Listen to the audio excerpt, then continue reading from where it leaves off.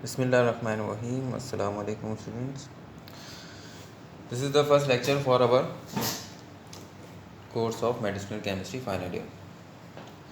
Last lectures में आपने पिछले सेमेस्टर में काफ़ी टॉपिक्स पढ़े हैं मेडिसिनल केमिस्ट्री के, but I guess this topic of drug design and molecular modelling ये हमें कवर करना है इसी लेक्चर में, मतलब इस सेमेस्टर में.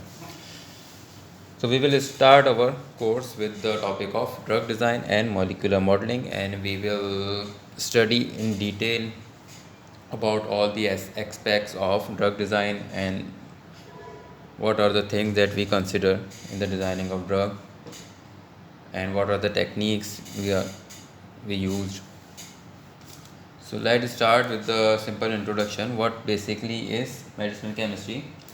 Medicinal chemistry is basically involves the discovery, development, identification and interpretation of mechanism of actions of biologically active compound at molecular level. So this is the basic definition for medicinal chemistry that we can write.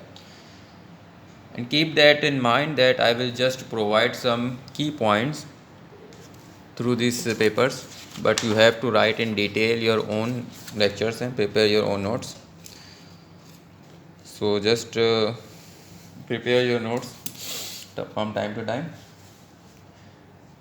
First, write the definition for the medicinal chemistry. What it is medicinal chemistry? It is basically it involves the discovery, development, identification, interpretation of mechanism of action of biologically active compounds at molecular level.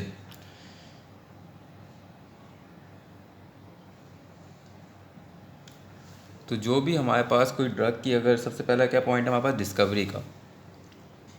Discovery हम जब भी करते हैं किसी compound की या किसी भी ड्रग की या किसी भी चीज़ की, जब उसकी नीड होती है. तो नीड हमारे कहाँ से आती है? नीड आती है हमारे पास कोई भी, फॉर एग्जांपल कोई डिज़ीज़ है, हम डिज़ीज़ को टारगेट कर सकते हैं कि अगर कोई डिज़ीज़ आई है तो वो किस ऑर्गन की डिज़ीज़ है, और उस ऑर्गन के बाद फिर हम उसको स्पेसिफिक रिसेप्टर को टारगेट करेंगे और उस स्पेसिफिक रिसेप्टर पे देखेंगे फिर नेचुरली हमारे पास कौन कौन से कंपाउंड आके उस रिसेप्टर पे बाइंड होते हैं जो कि हमारे पास नेचुरल इफेक्टर कहलाते हैं, और फिर उसको एज अ लीड बना के फिर हम जो है ड्रग की डिस्कवरी करते हैं. तो ये भी एक मेथड है डिस्कवरी का, और भी आगे मेथड्स हैं. दूसरा है development. So after discovery, the another point is development. How we can develop that natural compound or that raw material into a drug. Then identification. After development, we have to identify what are the problems associated with this compound, how it can bind, how it react with our body, and how it can reach to the target molecule. So these are the problems, or these are the steps that we have to consider. Then we have the interpretation of its mechanism of action, how the drug's going to bind with its receptor and gives its clinical effect. So these are all the things that we are going to study, but the important point is at molecular level. Molecular level का मतलब यहाँ पे ये है कि उस compound को हम as a single molecule consider करेंगे. ठीक है, तो एज अ सिंगल मॉलिक्यूल उस की क्या प्रॉपर्टीज़ हैं, क्या फिजिको केमिकल प्रॉपर्टीज़ हैं, उसका जो बॉन्ड बन रहा है वो किस तरह का बॉन्ड बन रहा है रिसेप्टर के साथ, उसके अंदर कितनी एनर्जी इन्वॉल्व है, उसकी ओरिएंटेशन क्या है, ये सारी चीज़ें कंसिडर करनी पड़ती हैं. तो इस वजह से हम इसको कहते हैं at a molecular level. So we are considering the whole compound as a single molecule. So basically we have 3 critical steps in medicinal chemistry. The first one is the discovery step, then we have the optimization step, then we have the development step. So let's go into the detail of these steps. First one is the discovery step. Discovery step involves the choice of therapeutic target. What should be its therapeutic target? We have to choose its therapeutic target. Either it's a receptor or it's an enzyme or any transport या फिर cellular molecule or any in vivo model. What does in vivo mean? Within the body. In vivo mean within the body. Any organ, if we are going to target any specific organ, for example we are going to target a placenta. So placenta is a specific organ. So we prepare an in vivo model, or discover our drug on the basis of this model. Then the identification and production of new active substances interacting with the selected target. सबसे पहले हमने जो है therapeutic target choose करना है कि वो हमारे पास एंजाइम है या फिर रिसेप्टर है या फिर कोई भी मॉडल है। फिर हमें क्या करना है, अपने जो भी हमारा कंपाउंड है, जो कंसर्न कंपाउंड है, उसको आइडेंटिफाई करना है और उसको प्रोड्यूस करना है, एक न्यू लीड कंपाउंड प्रोड्यूस करना है। किसकी बेसिस पे? Interacting with the selected target. वो कंपाउंड किस तरह से उस टारगेट से इंटरेक्ट कर रहा है, उसकी बेसिस पे हम आइडेंटिफाई करेंगे और प्रोड्यूस करेंगे अपना लीड कंपाउंड। तो जो भी हमारे पास नया कंपाउंड हमारे पास डिस्कवर होगा उसको हम कहेंगे एज अ लीड कंपाउंड। अब लीड कंपाउंड जो है हमारे पास 3 सोर्सेज से मिल सकता है। या तो नेचुरल होगा, हमारे पास सिंथेटिक सोर्स होगी, या फिर नेचुरल सोर्स होगी, या फिर हमारे पास बायोटेक्नोलॉजिकल प्रोसेस होगा। सिंथेटिक सोर्स का मतलब है कि हमने जो है ऑर्गेनिक केमिस्ट्री और डिफरेंट केमिकल रिएक्शंस के थ्रू जो है हम उसको लैब में प्रिपेयर करेंगे।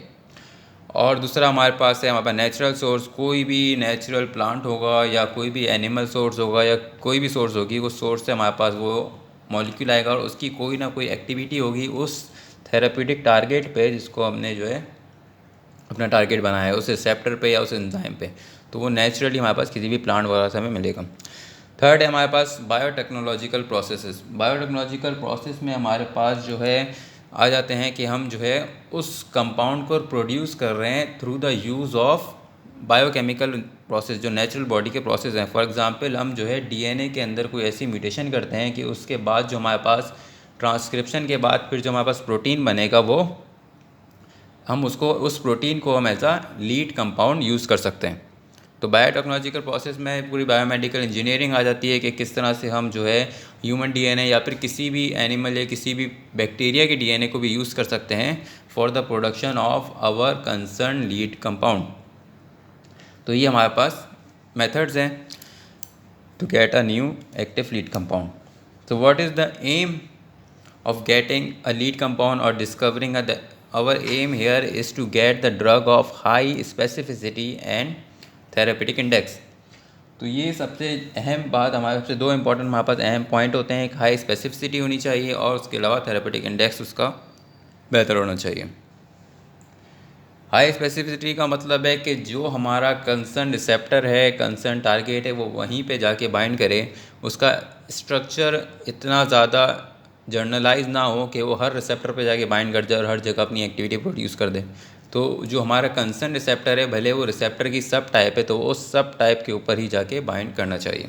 तो जितने ज़्यादा स्पेसिफिक होगा उतना ही ज़्यादा बेहतर लीड कंपाउंड होगा। Then we have the another thing is therapeutic index. So the lead compound should be in a proper therapeutic index. It is the range of the concentration. What is the therapeutic index? It is basically a range of concentration in which a drug can produce its pharmacological effect.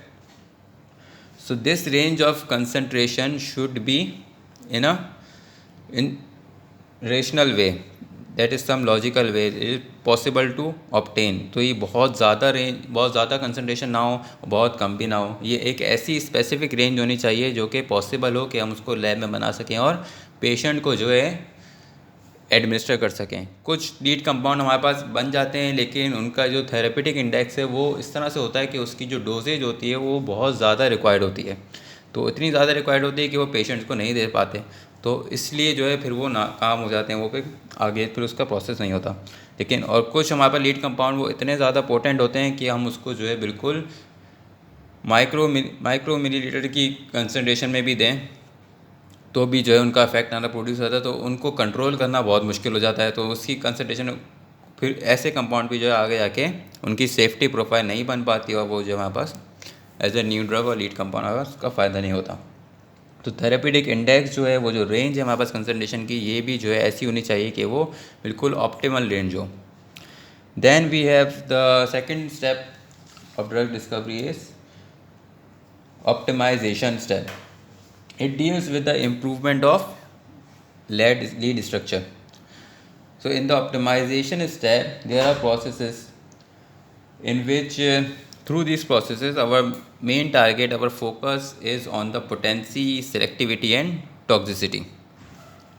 तो हम अपने lead compound को कुछ इस तरह से optimise करेंगे कि उसकी जो पोटेंसी है वो हमारी मतलब की आ जाए और उसकी सेलेक्टिविटी भी हमारी मतलब की आ जाए और टॉक्सिसिटी भी जो है हमें उसकी पता चल जाए कि किस कंसंट्रेशन पे वो क्या टॉक्सिसिटी प्रोवाइड कर रहे हैं।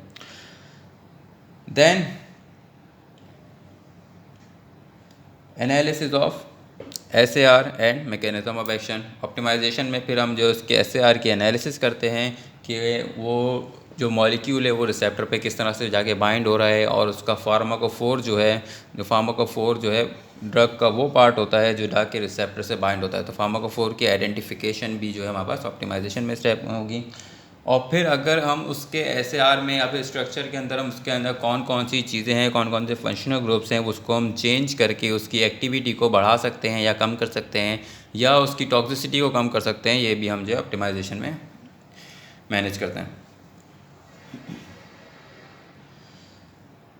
Then the assessment of pharmacokinetic parameters like absorption, distribution, metabolism, excretion, and also oral bioavailability, you can say, and they are almost systematically practiced at the early stage of development just to eliminate the unsatisfactory effects. ठीक है, तो अब फिर हम क्या करेंगे, assessment करेंगे अपने सारी फार्माकोकाइनेटिक पैरामीटर्स की। अब इसकी जो असेसमेंट होगी सारे पैरामीटर्स की, इसका हमारे पास असल मकसद क्या है, to eliminate unsatisfactory candidates. Unsatisfactory candidates कौन कौन से, जो कि लीड कंपाउंड फॉर एग्जांपल हमारे पास जो इनिशियली जब हम स्क्रीनिंग करते हैं तो वहाँ पर जो कंपाउंड्स होते हैं वो 1000 सी क्वांटिटी में होते हैं। फिर उसमें से हम देखते हैं कि कौन से कंपाउंड ऐसे हैं जिनको हम एलिमिनेट कर सकते हैं। तो हम जो है एक एक करके उनकी फार्माकोकाइनेटिक पैरामीटर्स पर देखते हैं और फिर उसके बेसिस पे हम उसको जो एलिमिनेट करते हैं। कुछ कंपाउंड जो है वो पॉसिबल नहीं होते कि वो बॉडी में एब्जॉर्ब हो, या फिर वो जो है बॉडी की जो नेचुरल कंडीशन है उसमें वो अनस्टेबल हैं, तो उनको फिर हम जो है रिमूव कर देते हैं। कुछ कंपाउंड डिस्ट्रीब्यूट नहीं हो सकते। डिस्ट्रीब्यूट किस तरह नहीं हो सकते, क्योंकि अगर कंपाउंड का जो मॉलिक्यूलर साइज़ है वो बहुत बड़ा है तो वो जो है हमारी जो डिफरेंट मेम्ब्रेन्स हैं उनको उसको क्रॉस नहीं कर सकता। For example we have discovered any drug that have a potential pharmacological effect on our receptors that are inside the brain, and so the compound must be of that molecular size that it can cross the blood brain barrier. तो अगर कोई compound blood brain barrier को ही cross नहीं कर सकता तो हम उसको जो है as a CNS active compounds को यूज़ नहीं कर सकते। तो इसी तरह जो है जो उसका कंसर्न हमारे पास टारगेट है, जो थेरेप्यूटिक टारगेट है, वहाँ तक की उसकी डिस्ट्रीब्यूशन है या नहीं, ये भी हम मॉनिटर करते हैं ऑप्टिमाइजेशन स्टेप में। दैन दी मेटाबॉलिज्म, तो उसके मेटाबॉलिक क्या क्या प्रोसेस हैं, वो कितनी देर में मेटाबोलाइज हो रहा है, तो उसकी बेस पे हम उसको बताएंगे कि इस कंपाउंड की जो है हाफ लाइफ कितनी है। तो जो भी हमारे पास डोजेज सेट होती हैं ड्रग्स की और जो हमारे पास प्रोटोकॉल्स बनते हैं वो सारे जो हैं इन्हीं की बेसिस पे बनते हैं कि जब इनकी डिस्कवरी के वक्त जब स्टडी होती है उसके बाद जो उनका रिज़ल्ट और डेटा आता है कि ये ड्रग इतनी देर में मेटाबलाइज होगी, तो उसकी बेस पे आगे जाके फिर गाइडलाइंस बनती हैं और प्रोटोकॉल बनते हैं। Like we have the guideline और protocol of Stanford for antibiotic. तो स्टैनफोर्ड में जो डोजेज़ लिखी हुई हैं वो on the basis of its half life लिखी हुई हैं कि ड्रग की या एंटीबायोटिक की हाफ़ लाइफ कितनी है, उसकी बेस पे उसकी डोज को हमने सेट किया हुआ है। अब वो हाफ़ लाइफ का हमें कैसे पता चलता है, वो पता चलता है कि जब उसकी जो डिस्कवरी हो रही थी, जब वो ड्रग मार्केट में आने से पहले जब वो बन रही थी, तो उस वक्त जो उसकी स्टडी थी, जब उसके रिजल्ट्स बने थे, उसका जो डेटा था उसकी बेसिस पे उसकी हाफ़ लाइफ और उसकी एलिमिनेशन वगैरह ये सब जो है प्रोवाइड की जाती है। तो ये सारी चीज़ें जो है ऑप्टिमाइजेशन में स्टेप में होती हैं। Then we have the third step of development. Development step is basically the continuation of optimization step. Here we improve the physicochemical properties, or you can say the pharmacokinetic properties for appropriate clinical implementation. So in the optimization step we identify all the pharmacokinetic properties. What is the stability of the drug, what is the half life of the drug, what is the volume of distribution. So we just identify in the optimization step.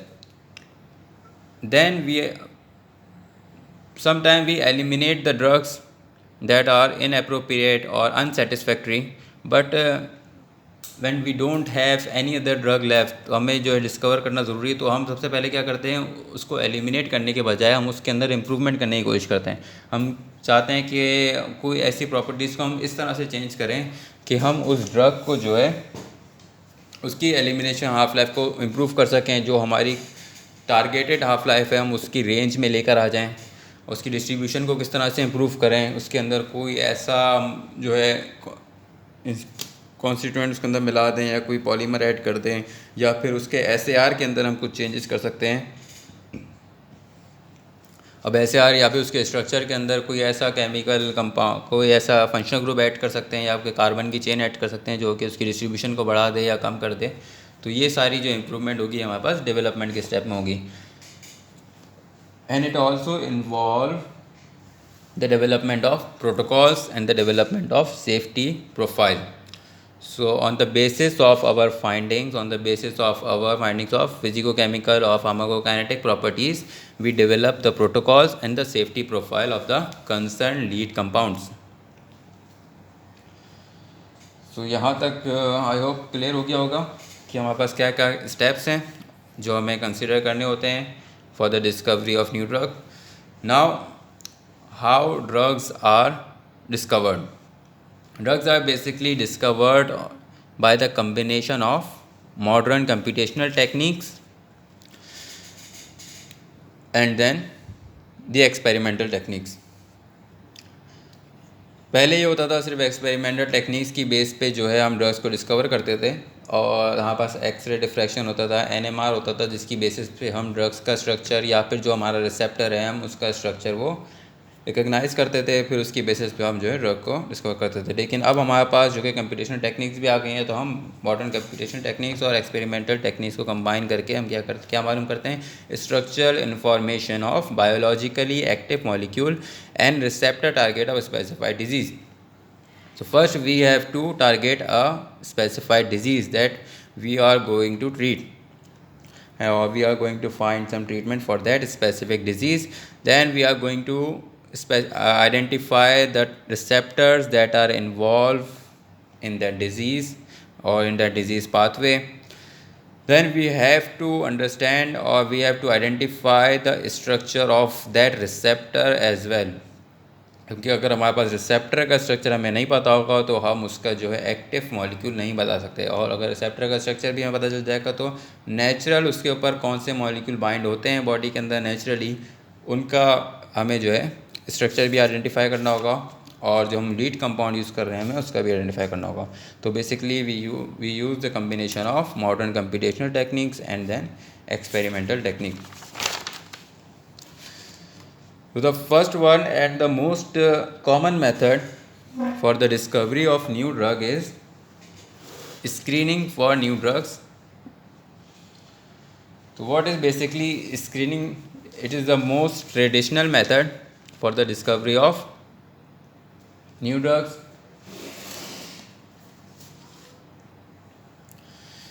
Here we screen large number of compounds that may be synthetic or natural for the desirable effect. So we have in mind a desirable effect, so we just screen a very large number of compounds. अब natural में कौन कौन से होंगे, naturally जो है हम पहले स्क्रीन कर लेंगे कि हमारे पास जो है कौन से कोई भी, जैसे हमारे पास हर्ब है, कोई प्लांट है, उस प्लांट का हमारे पास एक पुरानी स्टडी है कि इस प्लांट की वजह से बॉडी में ये अफेक्ट आता है।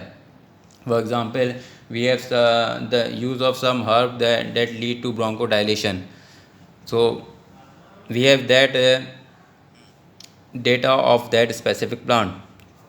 तो हम उस डेटा को यूज़ करके उस प्लांट के जितने भी हमारे पास एक्टिव मॉलिक्यूल्स हैं हम उसको जो है स्क्रीन कर सकते हैं, उसको आइसोलेट कर सकते हैं, आइसोलेट करके उनकी स्क्रीनिंग कर सकते हैं कि कौन सा मॉलिक्यूल ऐसा है जिसकी वजह से हमारे पास ये इफेक्ट प्रोड्यूस हो रहा है। तो ये हमारे पास एक डिज़ायरेबल इफेक्ट है, उसकी बेसिस पे हम जो है एक लार्ज नंबर ऑफ मॉलिक्यूल को स्क्रीन करेंगे।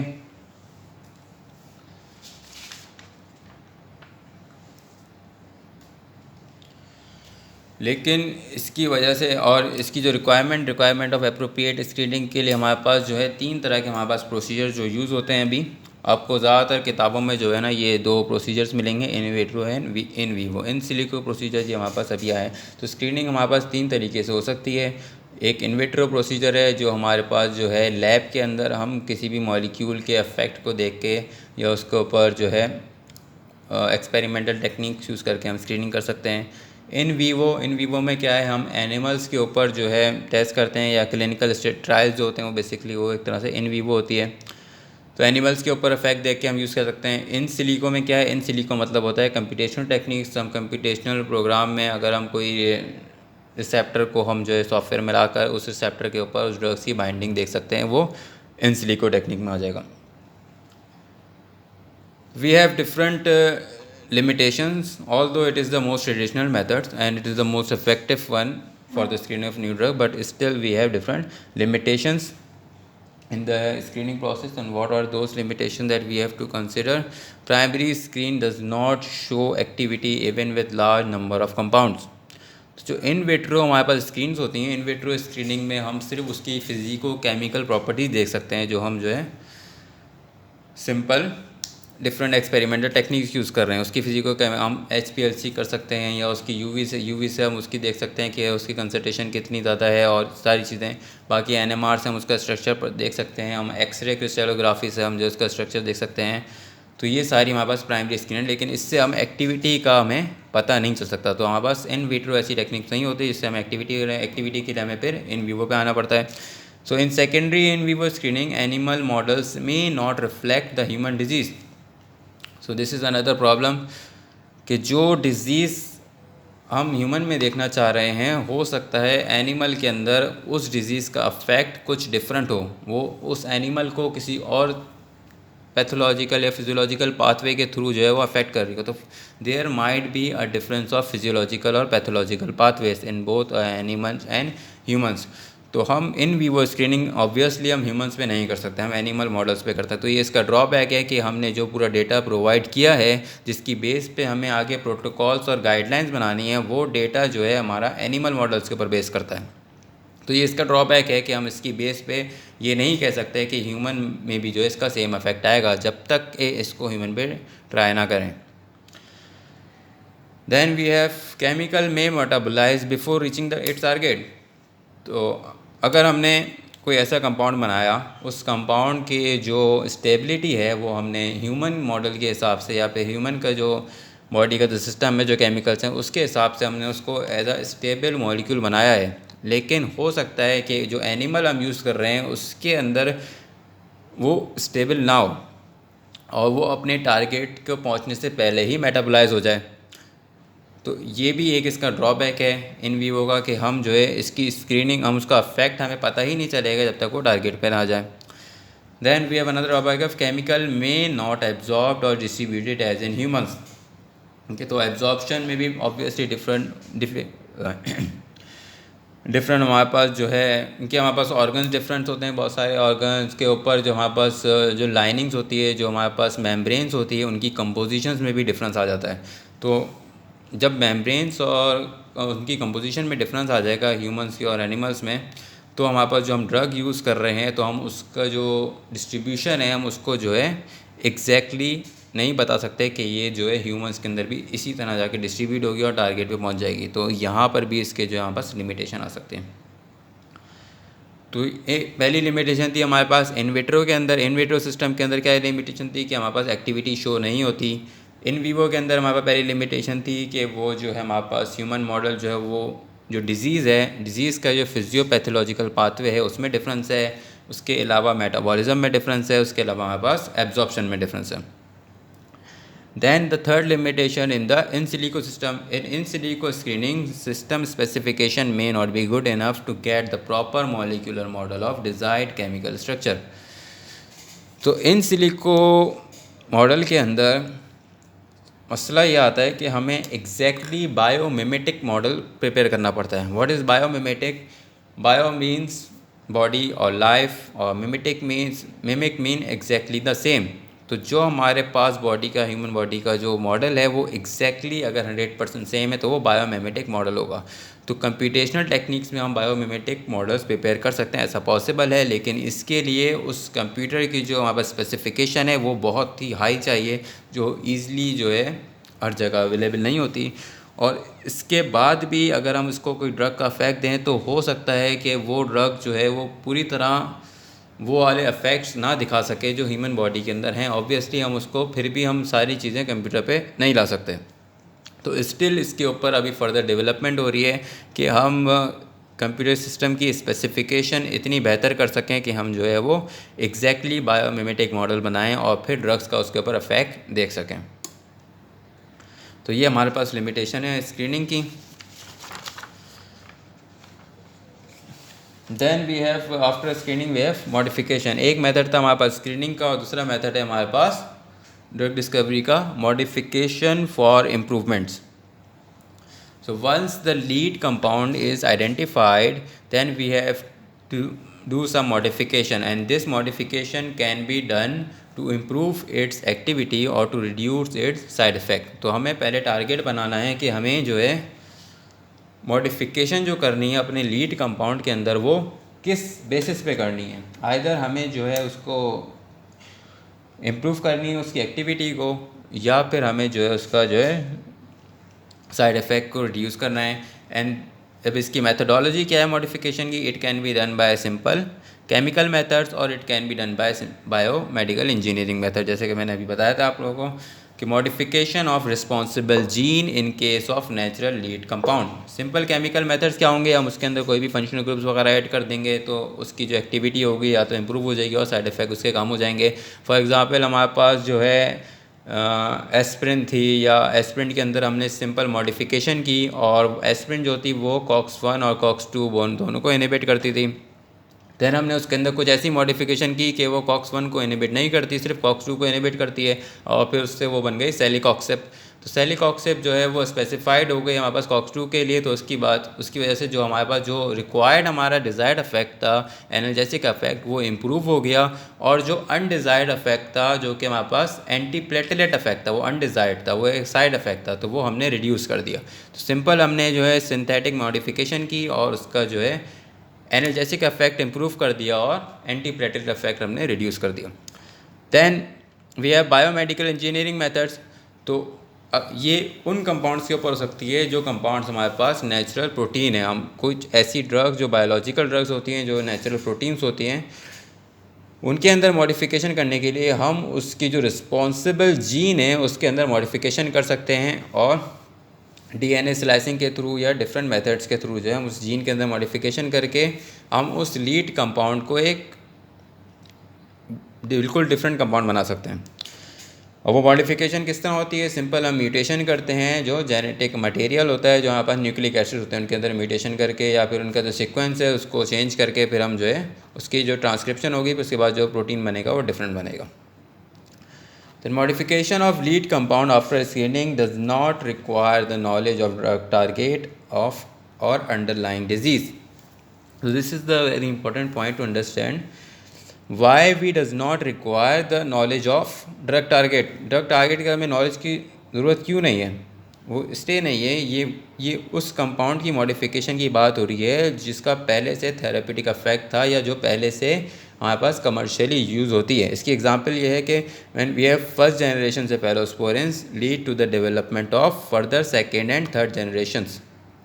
जैसे मैंने पहले एग्जांपल दी एस्प्रिन की, हम देख लें कि एस्प्रिन का हमारे पास जब एस्प्रिन हमारे मार्केट में आ गई कमर्शियली अवेलेबल है तो इसका मतलब है कि उसका हमारे पास जो रिसेप्टर है टारगेट है हमारे पास उसका पूरा डेटा हमारे पास मौजूद है, और हमें पता है कि एस्प्रिन किस तरह जाके रिसेप्टर पे बाइंड होती है और किस तरह अपना इफेक्ट प्रोड्यूस करती है।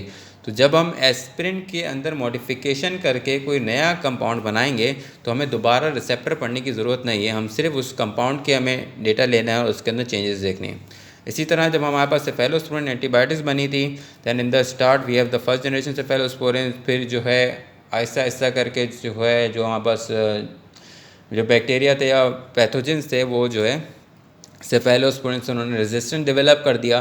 Then we do not need to understand और the structure of that proteins that are involve in the pathogen. तो अब पैथोजन के अंदर जितने भी हमारे पास जो टारगेट हैं, जैसे फेलोस्पिरिन अगर वो सेल मेम्ब्रेन इनिबिटर है तो सेल मेम्ब्रेन पे वो कहाँ जाके बाइंड हो रही है, उसको किस तरह से जाके इनिबिट कर रही है, तो ये सब हमें दोबारा पढ़ने की ज़रूरत नहीं है। हम सिर्फ जो है सेफेलोस्पोरिन का डेटा निकालेंगे और उसके अंदर देखेंगे हम स्ट्रक्चर के अंदर क्या चेंजेस कर सकते हैं कि हम उससे सेकेंड और थर्ड जनरेशन बना दें और फिर जो है बैक्टीरिया उसको रेजिस्टेंट डेवलप ना कर सके। तो ये भी इम्पॉर्टेंट पॉइंट है मॉडिफिकेशन के अंदर कि हमें इसके अंदर जो हमारे पास ड्रग टारगेट का और जो रिसेप्टर है उसके स्ट्रक्चर को हमें डिटेल देखने की ज़रूरत नहीं पड़ती। Then the next topic is mechanism based drug design or mechanistic drug design. Inshallah in the next lecture we will cover this topic of mechanistic based drug design. So this is it from the first lecture.